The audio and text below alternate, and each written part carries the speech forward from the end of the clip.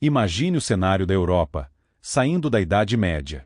Não foi uma mudança brusca, mas um longo e complexo processo, impulsionado por uma série de transformações interligadas que, pouco a pouco, erodiram as bases do sistema feudal e abriram caminho para a ascensão dos estados modernos. Era uma época em que o poder estava fragmentado, espalhado nas mãos de inúmeros senhores feudais, cada um com suas terras, suas leis e seus pequenos exércitos. As cidades, antes vibrantes centros da antiguidade, haviam murchado, e a economia se baseava na subsistência agrícola. No entanto, a partir do século XI, um novo fôlego começou a surgir. A população europeia experimentou um crescimento demográfico notável. Mais bocas para alimentar significavam mais terras cultivadas, e com algumas inovações agrícolas, a produção aumentou. Esse excedente, por sua vez, reativou o comércio, que antes era escasso. As cruzadas, embora motivadas por outros fatores, acabaram abrindo novas rotas e conectando a Europa ao Oriente, trazendo mercadorias e ideias. Com o comércio, as cidades renasceram. Os antigos burgos se tornaram centros efervescentes, atraindo pessoas do campo em busca de novas oportunidades.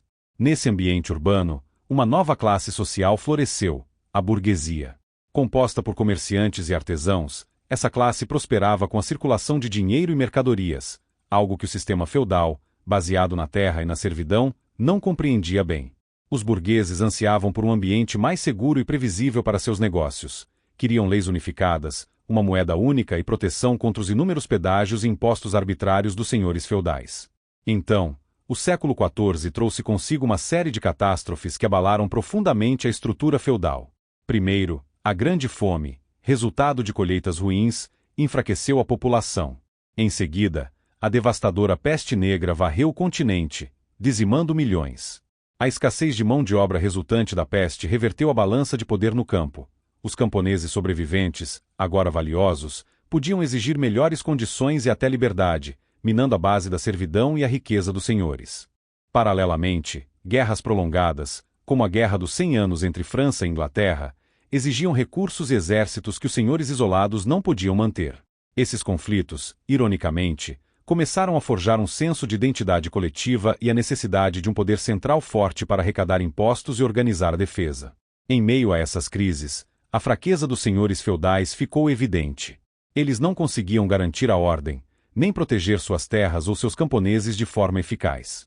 Além disso, as crescentes revoltas camponesas, motivadas pela miséria e pelas exigências abusivas, mostraram a fragilidade do controle feudal e muitas vezes forçaram os senhores a buscar o apoio de uma autoridade maior. E foi nesse vácuo de poder que os monarcas começaram a se afirmar. Eles viram a oportunidade de centralizar o poder que antes estava disperso.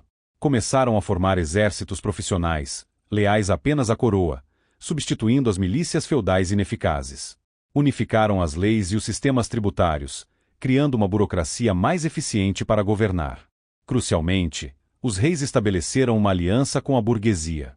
Em troca de apoio financeiro e político, os monarcas ofereciam à burguesia segurança, as condições para o comércio e o mercado unificado, libertando-os das amarras feudais.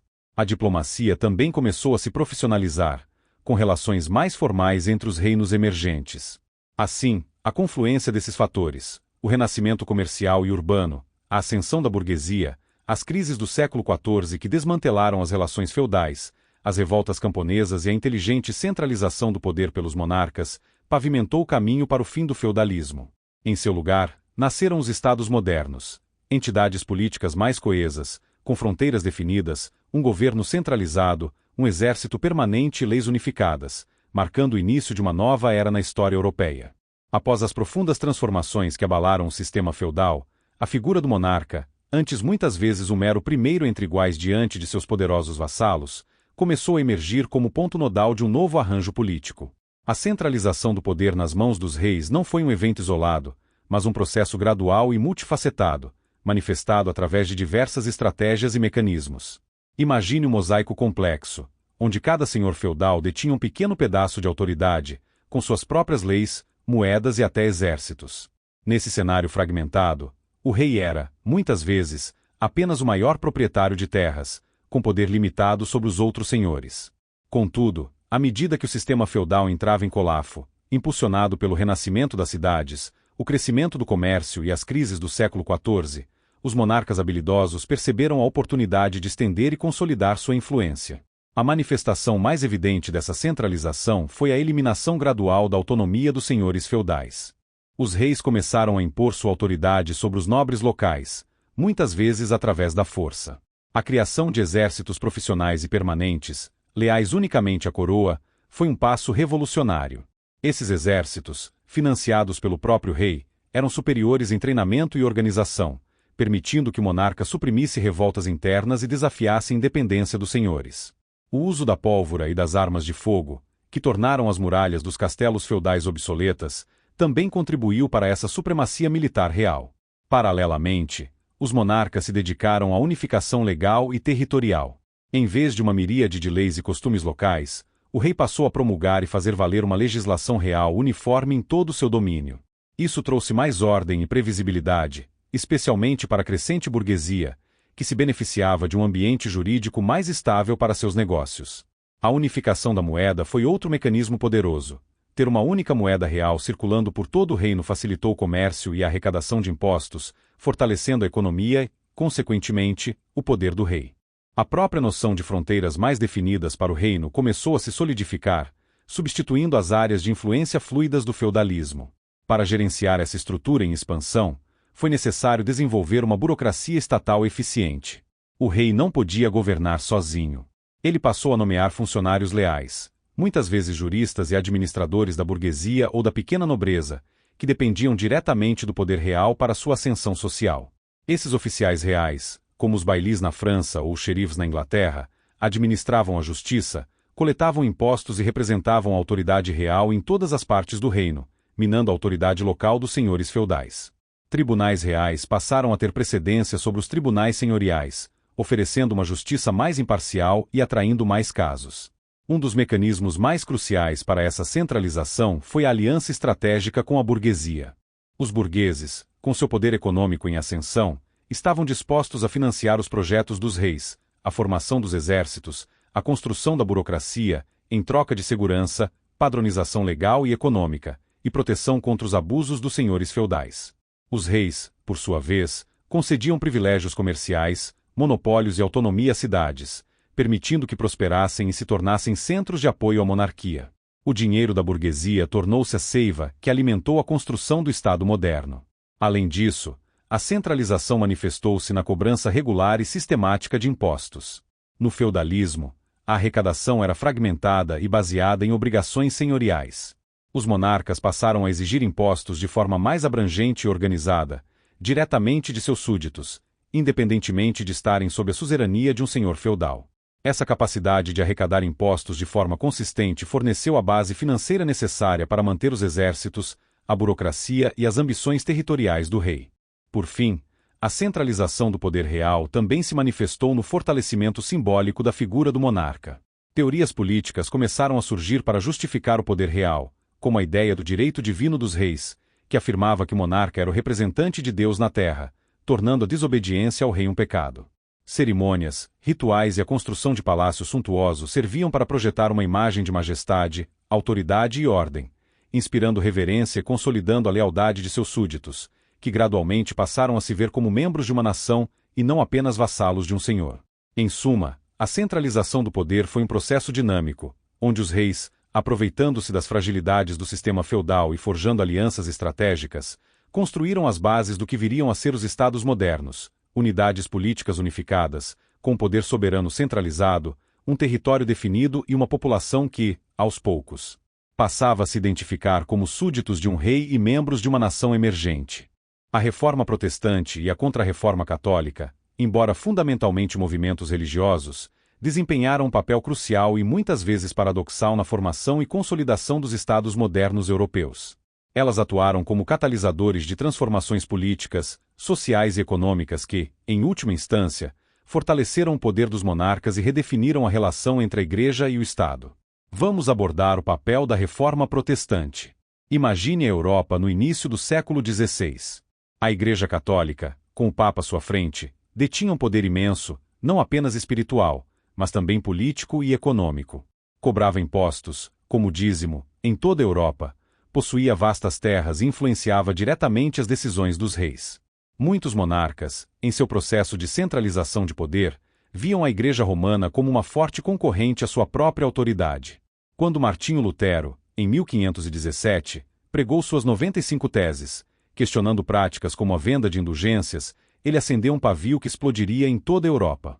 A Reforma Protestante ofereceu aos monarcas uma oportunidade de ouro para diminuir o poder da Igreja Católica e, consequentemente, aumentar o seu próprio. Nos territórios que abraçaram o protestantismo, os príncipes e reis viram a chance de confiscar os bens da Igreja Católica. Mosteiros, terras e riquezas acumuladas ao longo de séculos foram secularizados, ou seja, passaram para o controle do Estado. Isso proporcionou aos monarcas uma imensa fonte de renda e terras, fortalecendo sua base econômica e sua capacidade de financiar exércitos e burocracias. Além disso, a reforma permitiu aos reis afirmar sua supremacia sobre a autoridade religiosa em seus próprios territórios. Se antes a lealdade ao Papa podia se sobrepor à lealdade ao rei, com a ascensão de igrejas nacionais, como a luterana ou a anglicana, onde o próprio monarca se tornou chefe da igreja, como no caso de Henrique VIII na Inglaterra, essa dupla lealdade foi eliminada. O rei passou a ser a autoridade suprema tanto no âmbito temporal quanto, em grande medida, no espiritual dentro de suas fronteiras. Isso significou o fim da intervenção papal em assuntos internos dos reinos e o fortalecimento do conceito de soberania nacional. A reforma também estimulou o nacionalismo. As Bíblias passaram a ser traduzidas para as línguas vernáculas, e os cultos passaram a ser realizados nessas línguas, ao invés do latim. Isso promoveu um senso de identidade linguística e cultural comum entre os súditos de um mesmo reino, contribuindo para a formação de uma nação sob a autoridade do rei. A ideia de que cada príncipe deveria determinar a religião de seu reino, estabelecida pela Paz de Augsburgo, reforçou ainda mais a autoridade do governante sobre seus domínios. Agora, vamos abordar o papel da Contra-Reforma Católica. A Igreja Católica, por sua vez, não permaneceu inerte diante do avanço protestante. A Contra-Reforma, impulsionada pelo Concílio de Trento, entre 1545 e 1563, foi uma resposta vigorosa para reafirmar seus dogmas, combater as heresias e reformar-se internamente. Embora sua intenção fosse conter o protestantismo, ela também teve consequências políticas que, em certos contextos, contribuíram para a consolidação dos estados modernos. Nos países que permaneceram católicos como Espanha, Portugal, França e os estados italianos, a Contra-Reforma muitas vezes significou um reforço da aliança entre a coroa e a Igreja Católica. Para combater o protestantismo, os monarcas católicos podiam usar a Igreja como um instrumento de controle social e ideológico. A Inquisição, por exemplo, embora uma instituição eclesiástica, frequentemente agia com o apoio e a colaboração do poder real, perseguindo não apenas hereges, mas também aqueles que desafiavam a ordem política estabelecida. A fundação da Companhia de Jesus, formada por jesuítas, foi outro pilar da Contra-Reforma. Com sua rígida disciplina e lealdade ao Papa, os jesuítas tornaram-se importantes educadores e conselheiros de reis. Eles atuaram na reconquista de territórios para o catolicismo e na formação de uma elite leal, que apoiava tanto a Igreja quanto o poder monárquico. No entanto, a Contra-Reforma também levou a guerras religiosas devastadoras, que, paradoxalmente, acabaram por fortalecer o poder real ao final. Os monarcas foram obrigados a construir exércitos maiores e arrecadar mais impostos para sustentar esses conflitos. A necessidade de pacificação após décadas de guerra forçou os estados a desenvolverem sistemas diplomáticos mais sofisticados e a reconhecerem a soberania uns dos outros, consolidando a ideia de um sistema de estados-nação independentes, embora com diferentes orientações religiosas. A Paz de Westfália, que encerrou a Guerra dos 30 Anos, é um marco nesse sentido, pois reconheceu o princípio da soberania dos estados e o direito dos governantes de escolherem a religião de seus territórios. Em suma, tanto a Reforma Protestante quanto a Contra-Reforma Católica, cada uma à sua maneira, catalisaram um processo de secularização do poder político. A Reforma, ao quebrar a unidade religiosa e enfraquecer o poder papal, permitiu que os monarcas protestantes consolidassem seu controle sobre a Igreja e seus recursos em seus domínios. A Contra-Reforma, ao reafirmar a fé católica, também levou a uma aliança mais estreita entre reis católicos e a Igreja, usando-a como ferramenta para fortalecer a autoridade real contra dissidências internas e externas. Ambas as correntes religiosas, por meio de conflitos e realinhamentos, contribuíram decisivamente para o surgimento de estados mais centralizados, soberanos e com uma clara distinção entre o poder do governante e a influência religiosa. A paisagem militar da Europa, na transição do feudalismo para os estados modernos, passou por uma verdadeira revolução, e essa transformação teve um impacto sísmico na estrutura e no poder dos reinos emergentes. Longe dos duelos de cavaleiros e dos modestos exércitos senhoriais, o que se viu foi o surgimento de forças armadas de uma escala e complexidade sem precedentes, diretamente ligadas ao fortalecimento do poder central dos monarcas. Imagine um cenário onde a guerra era, em grande parte, um assunto pessoal dos senhores feudais. Cada um deles convocava seus vassalos, que traziam seus próprios homens e equipamentos, formando exércitos temporários e heterogêneos. A lealdade era pessoal, e a duração do serviço, limitada. Fortificações robustas, os castelos, eram o baluarte da defesa, e a cavalaria pesada era a espinha dorsal do combate.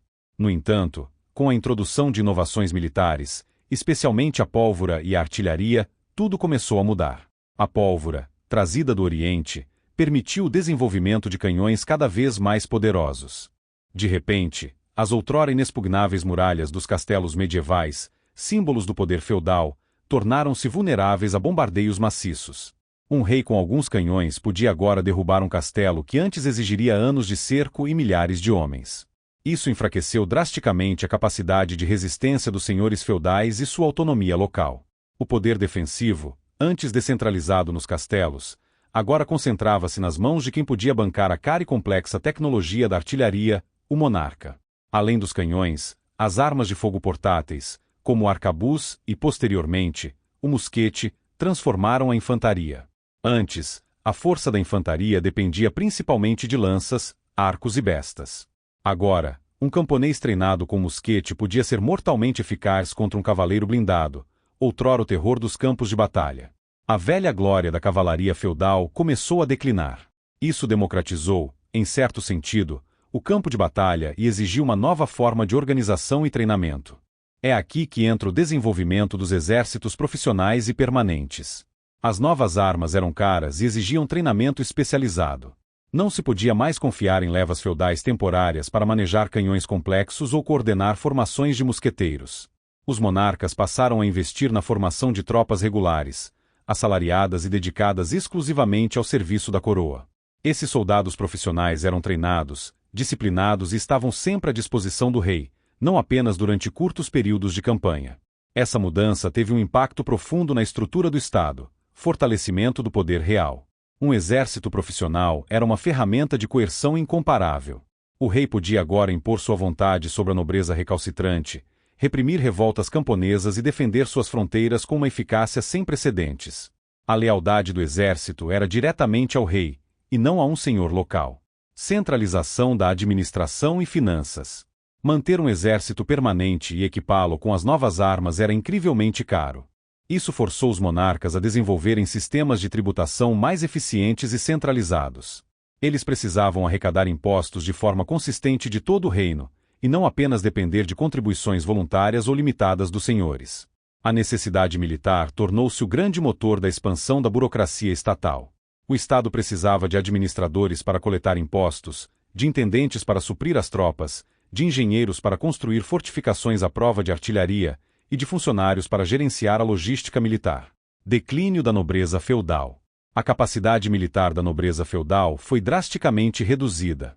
Seus castelos eram vulneráveis, e suas milícias superadas pelos exércitos reais. Muitos nobres, sem a base de seu poder militar e econômico, passaram a depender do rei para manter seu status, tornando-se oficiais no novo exército real ou membros da burocracia, servindo a coroa em vez de desafiá-la. Criação de uma identidade nacional. As guerras, agora travadas por exércitos em nome do rei e do reino, começaram a fomentar um senso de identidade coletiva. Soldados de diferentes regiões lutavam sob uma mesma bandeira real, contra inimigos comuns. Isso contribuiu para que os súditos começassem a se ver não apenas como vassalos de um senhor, mas como franceses, ingleses, espanhóis, cidadãos de um Estado. Desenvolvimento da diplomacia.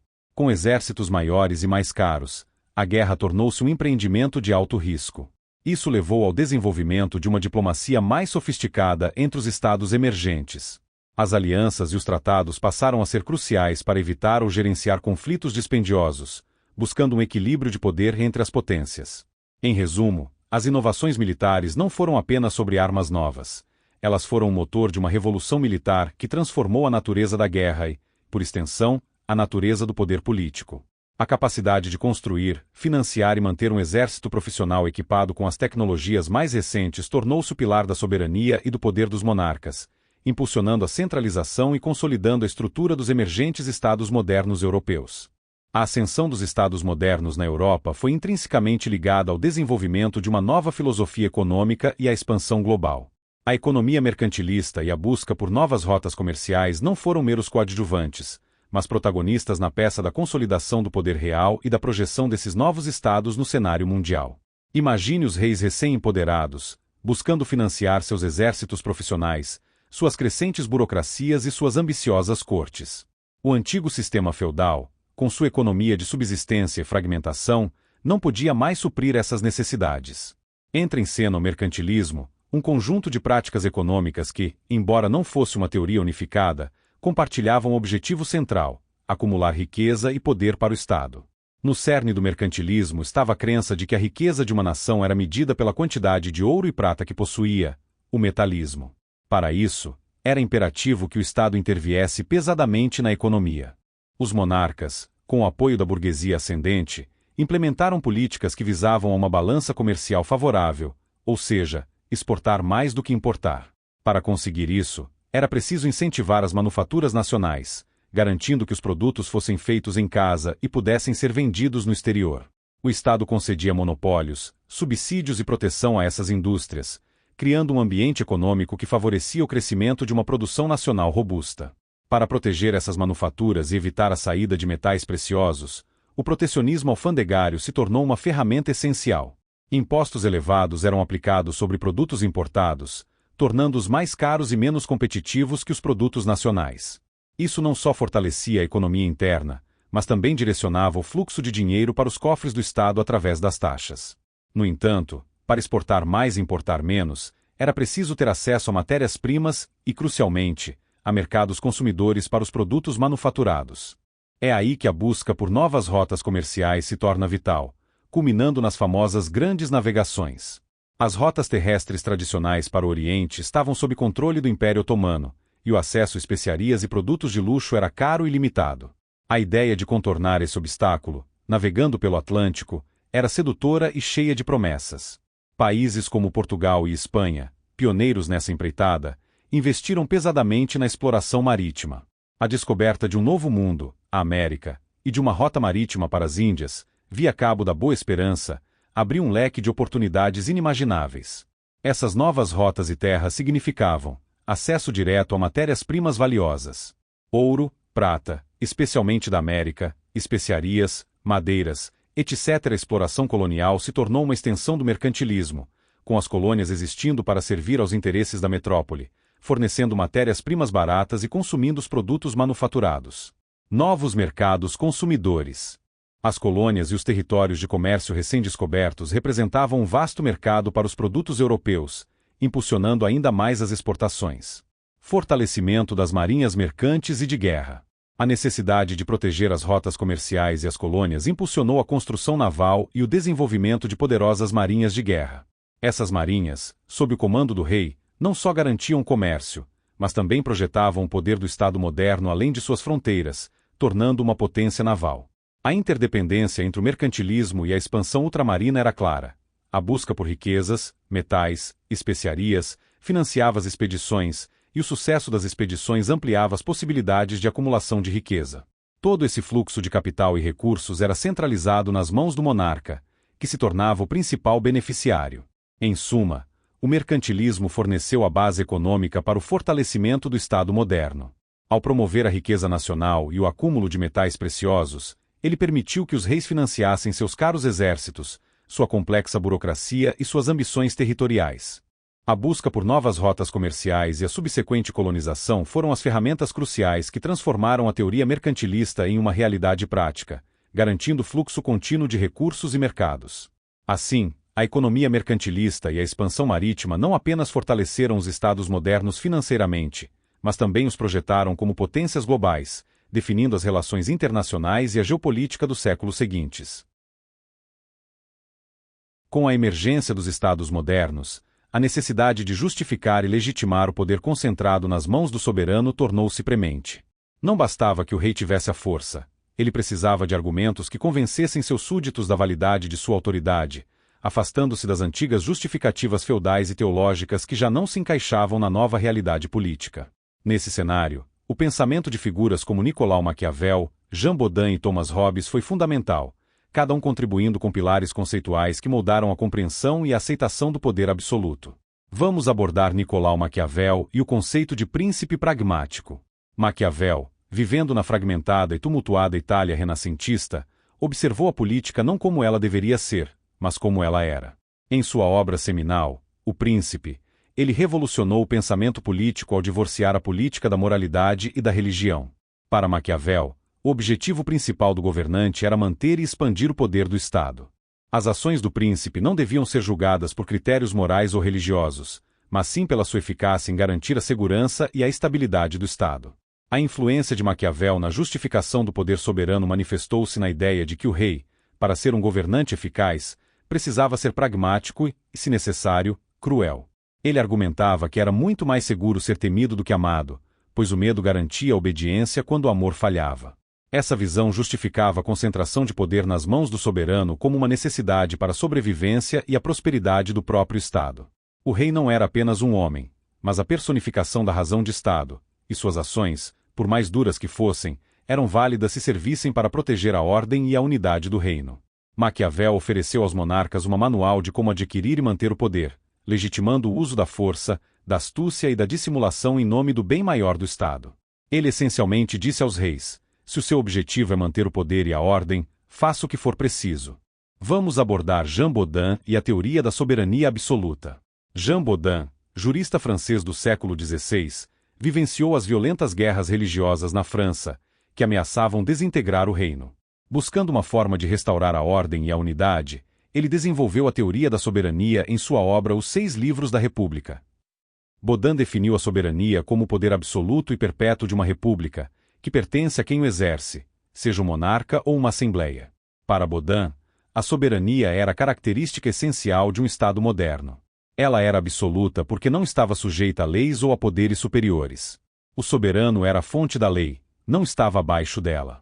Era perpétua porque não era um poder temporário ou delegado, mas sim inerente ao Estado e, por extensão, ao monarca que o representava.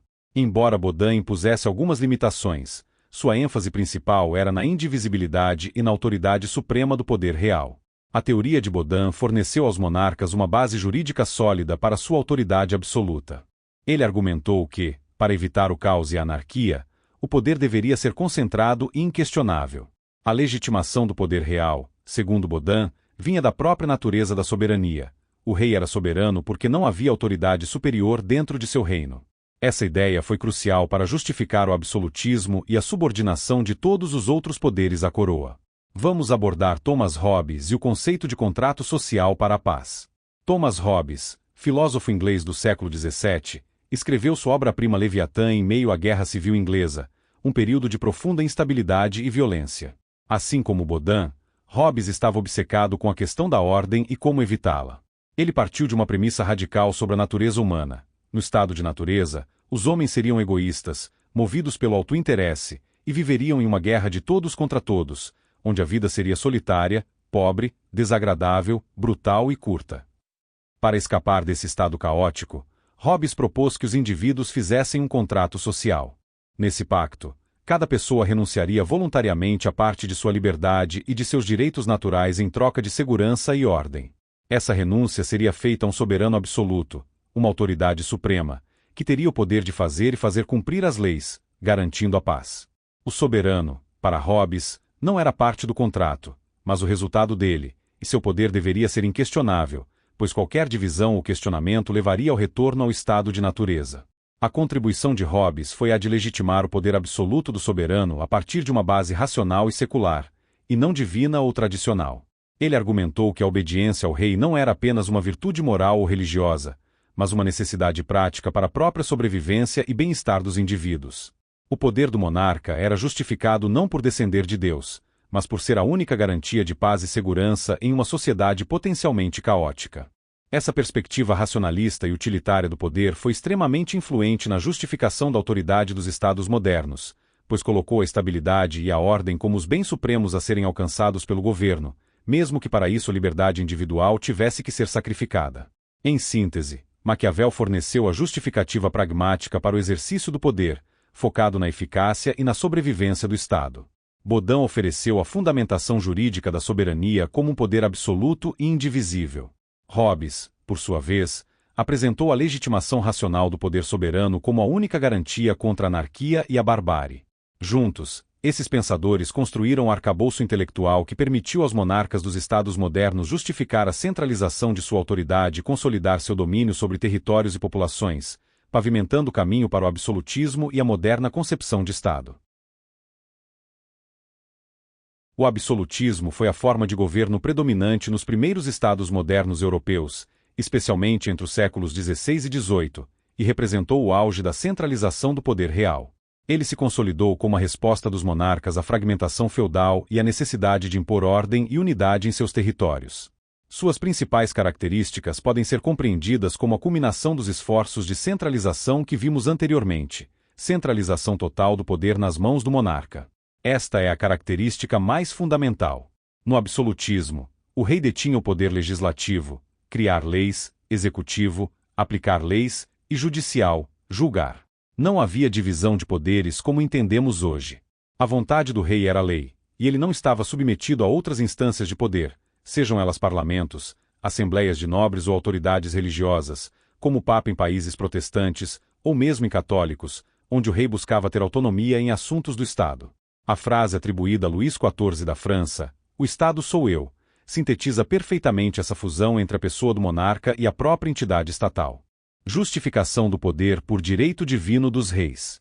Para legitimar essa concentração de poder sem precedentes, os teóricos do absolutismo, como Jacques Bossuet, desenvolveram a teoria do direito divino dos reis. Essa doutrina afirmava que o poder do monarca emanava diretamente de Deus. Consequentemente, o rei era o representante de Deus na terra, e desobedecer ao rei era desobedecer à própria vontade divina. Isso conferia à autoridade real uma dimensão sagrada e inquestionável, inibindo qualquer tentativa de contestação. Burocracia centralizada e exército permanente. Para administrar um reino tão vasto e complexo, o monarca absolutista desenvolveu uma extensa e eficiente burocracia composta por funcionários leais ao rei, muitas vezes de origem burguesa ou da pequena nobreza, que deviam sua ascensão ao monarca. Esses funcionários eram responsáveis pela arrecadação de impostos, pela administração da justiça, pela fiscalização e pela execução das ordens reais em todo o território. Além disso, o exército profissional e permanente tornou-se espinha dorsal do poder absolutista. Financiado pelo rei, ele era a garantia da ordem interna, reprimindo revoltas, e da segurança externa, defendendo as fronteiras e expandindo o território. Esse monopólio da força pelo Estado Central foi crucial para subjugar a antiga nobreza feudal. Mercantilismo como política econômica. A economia dos estados absolutistas era fortemente marcada pelo mercantilismo. O objetivo era acumular a maior quantidade possível de riquezas, ouro e prata, o que se traduzia em poder para o Estado. Para isso, os monarcas promoviam a intervenção estatal na economia, incentivando manufaturas nacionais, protegendo o mercado interno com altas tarifas alfandegárias, protecionismo, e buscando uma balança comercial favorável, exportar mais que importar. A exploração colonial também era parte integrante dessa política, fornecendo matérias-primas e mercados consumidores para a metrópole. O mercantilismo era, portanto, a base econômica que sustentava o poderio militar e administrativo do Estado absolutista. Subordinação da nobreza e do clero. A antiga nobreza feudal, cujas terras e exércitos antes desafiavam o rei, foi gradualmente domesticada. Muitos nobres foram atraídos para a corte real, recebendo pensões, títulos e cargos honoríficos, mas perdendo sua autonomia política e militar em suas próprias terras. Eles se tornaram cortesãos, dependentes do favor real. O clero também foi submetido, com a igreja em cada reino tendendo a ser controlada pelo monarca, como na igreja anglicana, onde o rei era o chefe, ou nas igrejas católicas nacionais que tinham maior autonomia frente a Roma, fenômeno conhecido como galicanismo na França, por exemplo. Ausência de limites constitucionais e legais ao poder real. Em sua forma mais pura, o absolutismo não reconhecia leis ou constituições que pudessem limitar o poder do rei. Não havia parlamentos ou assembleias com poder real de vetar decisões do monarca ou de aprovar leis. Embora alguns existissem formalmente, seu poder efetivo era mínimo. A justiça era exercida em nome do rei, e ele podia criar impostos sem a necessidade de consentimento de outras instituições. Imagem e simbolismo do rei. Os monarcas absolutistas investiam pesadamente na construção de uma imagem de majestade e glória. Palácios grandiosos, como Versalhes, rituais de corte elaborados, retratos e cerimônias públicas serviam para glorificar o rei e reforçar sua autoridade e o fascínio de seu poder. O rei se tornava um símbolo vivo da unidade e do poder do Estado. Em resumo, o absolutismo foi um sistema de governo onde a autoridade suprema estava concentrada na pessoa do monarca, justificada por argumentos divinos ou racionais, como a necessidade de ordem, sustentada por um exército profissional e uma burocracia centralizada, e financiada por uma política econômica mercantilista. Tudo com o objetivo de fortalecer o Estado e a figura do rei como seu líder incontestável. Com a ascensão dos Estados modernos, a Europa deixou de ser um mosaico de feudos independentes e se transformou em um sistema de entidades soberanas, cada qual buscando seus próprios interesses, sejam eles territoriais, econômicos ou dinásticos. Nesse novo cenário, a guerra, com seus custos crescentes, devido aos exércitos profissionais e à artilharia, tornou-se um empreendimento de alto risco. Foi nesse contexto que a diplomacia e a formação de alianças emergiram como ferramentas cruciais, tanto para a manutenção de uma paz, ainda que precária, quanto para o inevitável desencadeamento de conflitos em larga escala. Imagine os reis e seus ministros, cientes de que não poderiam dominar todos os seus vizinhos sem enfrentar uma coalizão esmagadora. A ideia de balança de poder começou a tomar forma, inicialmente na Itália renascentista e depois em toda a Europa. Essa concepção pragmática sugeria que nenhum Estado deveria se tornar excessivamente poderoso a ponto de ameaçar a segurança dos outros. Para evitar a hegemonia de uma única potência, os Estados formavam alianças, buscando equilibrar o poder e, assim, deter potenciais agressores. A diplomacia profissional e permanente floresceu nesse período. Se antes os enviados eram temporários, agora os monarcas estabeleciam embaixadas permanentes em outras cortes. Os embaixadores, em nome de seus soberanos, eram os olhos e ouvidos do Estado no exterior, coletando informações, negociando tratados e representando os interesses de sua nação. Eles se tornaram mestres na arte da persuasão, da dissimulação e da negociação. A correspondência diplomática, muitas vezes codificada, tornou-se um pilar do governo, fornecendo aos monarcas o panorama internacional necessário para suas decisões. Essa profissionalização da diplomacia significava que as relações entre os Estados eram contínuas, mesmo em tempos de paz. Como a diplomacia e alianças contribuíram para a manutenção da paz. Deterrência pelo equilíbrio de poder. A principal forma pela qual a diplomacia e as alianças buscavam a paz era através da dissuasão. Quando um Estado começava a se expandir demais ou a ameaçar seus vizinhos, outros Estados, temerosos de sua própria segurança, uniam-se em alianças. A perspectiva de enfrentar uma coalizão poderosa muitas vezes fazia com que o agressor em potencial recuasse, mantendo um frágil equilíbrio. A existência de dois ou mais blocos de poder equivalentes podia criar uma situação de paz fria, onde a guerra era evitada pelo medo das consequências. Resolução de conflitos por negociação. Com embaixadas permanentes e canais de comunicação abertos, os Estados tinham a capacidade de negociar antes que disputas menores escalassem para grandes conflitos. Tratados comerciais, acordos de fronteira e casamentos dinásticos eram frequentemente utilizados para mitigar tensões e resolver diferenças pacificamente, ou ao menos de forma controlada.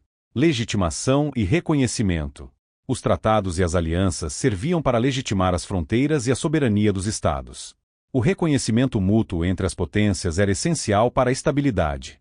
Um marco crucial nesse sentido foi a Paz de Westfália, 1648, que encerrou a Guerra dos 30 Anos.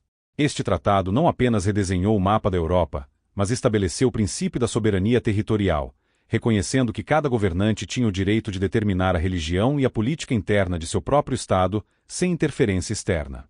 Isso criou as bases para o sistema internacional moderno de Estados-nação. Ao formalizar as relações e o direito internacional, proporcionou um arcabouço para a tentativa de manutenção da paz. Como a diplomacia e alianças contribuíram para o desencadeamento de guerras. Criação de blocos antagônicos. Embora as alianças pudessem deter, elas também podiam polarizar a Europa. A formação de blocos rígidos, onde um ataque a um membro era visto como um ataque a todos, aumentava a probabilidade de que um conflito localizado rapidamente se transformasse em uma guerra generalizada. As guerras de sucessão, por exemplo, espanhola, austríaca, frequentemente viam a formação de amplas coalizões para evitar que uma única potência ganhasse demais, mas essas coalizões acabavam arrastando múltiplos estados para o conflito. Guerras preventivas e de agrandizimente. A busca pelo equilíbrio de poder nem sempre era defensiva. Alguns estados podiam formar alianças para fins ofensivos, buscando enfraquecer um rival percebido ou para expandir seu próprio território e influência. A diplomacia, nesse caso, era usada para justificar agressões e construir coalizões para a guerra, em vez de evitá-la. Traição e mudança de alianças. A lealdade nas alianças era frequentemente volátil. O cenário diplomático era dinâmico, e os estados podiam mudar de lado rapidamente se vissem uma vantagem estratégica ou uma ameaça maior em outra direção. Essa instabilidade e a falta de confiança mútua podiam levar a guerras preventivas ou a surpresas que desequilibravam o sistema, precipitando conflitos. A reversão das alianças no século XVIII, onde potências tradicionais como a França e os Habsburgos se tornaram aliadas contra a Prússia e a Grã-Bretanha, é um exemplo clássico de como a diplomacia podia reconfigurar o palco para novas guerras. Falta de mecanismos superiores de resolução de disputas. Apesar da evolução da diplomacia, não existia uma autoridade supranacional capaz de impor a paz ou de mediar disputas de forma eficaz. Os tratados eram, em última instância, acordos entre partes soberanas que podiam ser rompidos se um Estado julgasse que seus interesses vitais estavam em jogo ou se tivesse força suficiente para ignorá-los. Em conclusão, a diplomacia e a formação de alianças foram ferramentas indispensáveis na Europa dos Estados modernos. Elas refletiam a nova realidade de potências soberanas competindo por poder e segurança. Enquanto a busca por um balanço de poder e a profissionalização da diplomacia podiam, em certos momentos, deter a agressão e facilitar a negociação, as mesmas ferramentas também eram empregadas para formar blocos militares, justificar a guerra e, em última instância, transformar conflitos localizados em conflagrações continentais. Elas representavam, portanto, os dois lados da moeda na gestão das relações entre os emergentes Estados-nação europeus, um caminho para uma paz, ainda que tênue, e, frequentemente, o prelúdio para os grandes conflitos que moldariam a história do continente. O surgimento dos Estados modernos europeus, com suas características de centralização de poder, soberania e burocracia, deixou um legado tão profundo que ainda hoje molda a organização política e social tanto do continente europeu quanto do mundo. Não foi apenas uma fase histórica, mas o alicerce sobre o qual se construiu a modernidade. Primeiramente, o legado mais evidente é a própria ideia de Estado-nação como a unidade fundamental da organização política. Antes, tínhamos impérios, feudos, cidades-estado, mas o modelo de um território bem definido, com fronteiras reconhecidas, um governo central que exerce soberania sobre esse território e uma população que compartilha um senso de identidade, como linguagem, cultura e história, nasceu e se consolidou na Europa. Esse modelo se espalhou globalmente através do colonialismo, posteriormente, da descolonização, com a maioria dos países independentes adotando essa estrutura. A soberania se tornou um conceito central. A noção de que o Estado possui autoridade suprema e exclusiva dentro de suas fronteiras, sem subordinação a poderes externos, como o papado ou um império universal, é um pilar do direito internacional contemporâneo. A Paz de Westfália, de 1648, que encerrou a Guerra dos 30 Anos, é frequentemente citada como o marco que estabeleceu esse princípio, moldando as relações internacionais até os dias de hoje, onde o respeito à soberania de cada Estado é, em teoria, a base da ordem global. O desenvolvimento de burocracias estatais profissionais e permanentes é outro legado inegável. A necessidade de arrecadar impostos, manter exércitos e administrar territórios complexos levou à criação de uma máquina administrativa eficiente, composta por funcionários treinados e hierarquizados. Essa estrutura burocrática, com seus ministérios, tribunais e órgãos de fiscalização, é a base da administração pública em quase todos os países do mundo, garantindo a continuidade do Estado para além da figura de um único governante. A criação de exércitos nacionais profissionais também teve um impacto duradouro. O monopólio do uso legítimo da força, antes dividido entre senhores feudais, passou para as mãos do Estado. Isso não apenas trouxe uma paz interna relativa, ao suprimir bandidismo e revoltas, mas também estabeleceu um modelo para a organização militar moderna. A guerra se tornou um empreendimento estatal, com estratégias, táticas e logística em grande escala, influenciando a natureza dos conflitos e a diplomacia global. Economicamente, o mercantilismo, embora superado por outras teorias, deixou as bases para a intervenção estatal na economia e o conceito de economia nacional. A ideia de que o Estado tem um papel na proteção e promoção de seus próprios interesses econômicos, através de políticas comerciais, industriais e de fomento, é uma herança mercantilista que ainda ressoa em debates sobre protecionismo, subsídios e estratégias de desenvolvimento nacional.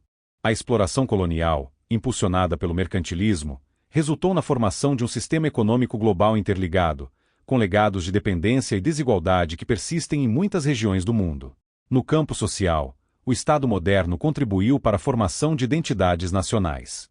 A unificação de leis, a adoção de línguas oficiais, a criação de símbolos nacionais, bandeiras, hinos e a história comum ensinada nas escolas ajudaram a forjar um senso de pertencimento a uma nação. Embora o nacionalismo possa ter seus aspectos negativos, como chauvinismo e conflitos, ele também é a base da coesão social e política em muitos países. Por fim, o surgimento do Estado moderno e do absolutismo, em particular, provocou reações que levariam ao desenvolvimento de teorias políticas que buscavam limitar o poder estatal. As revoluções liberais, como a Gloriosa na Inglaterra e a Francesa, foram em grande parte uma resposta ao absolutismo, defendendo ideias como a soberania popular, a divisão de poderes, os direitos individuais e o constitucionalismo.